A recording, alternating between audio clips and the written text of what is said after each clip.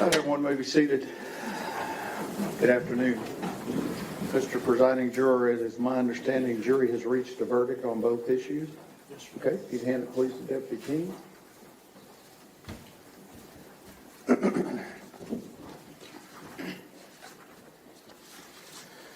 Answers to special issues. Special issue number one, whether there is a probability that the defendant would commit criminal acts of violence that would constitute a continuing threat to society. The answer, we, the jury, unanimously find beyond a reasonable doubt that the answer to special issue number one is yes, signed by the presiding juror.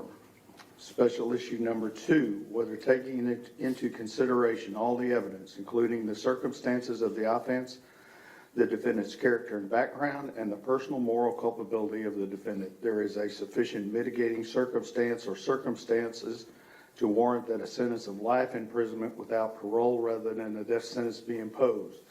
Answer, we, the jury, unanimously find that the answer to special issue number two is no, signed by the presiding juror. Does either side desire a poll? No, Your Honor. No, Your Honor. Ms. Anderson, Mr. Goebel, is there any legal reason why sentence should not be pronounced? No, Your Honor. Mr. Horner, if you'd stand, please. It's the order of the court that you, Tanner Lynn Horner, has been adjudged to be guilty of the offense of capital murder as found by the jury. Jury having answered the special issues, making it mandatory that your punishment be death. It is therefore the order of this court that your punishment be death.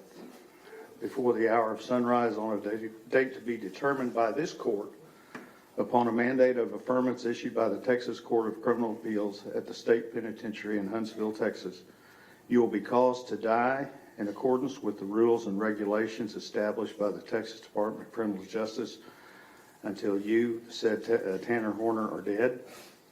Said execution procedure shall be determined and supervised by the Director of the Texas Department of Criminal Justice.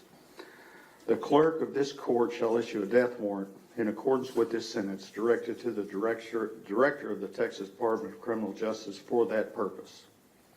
Clerk shall deliver such warrant to the Sheriff of this county and to be by him delivered to the Director of the Department of Criminal Justice together with you, and you will remand to the custody of the Tarrant County Jail to await transportation to the Texas Department of Criminal Justice at Huntsville, Texas, and the execution of this sentence.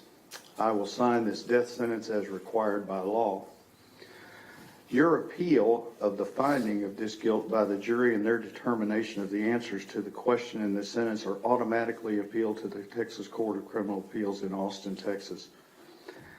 You will be appointed a lawyer to represent you on direct appeal, and your lawyer will receive a copy of the record of this charge, of this case at no charge.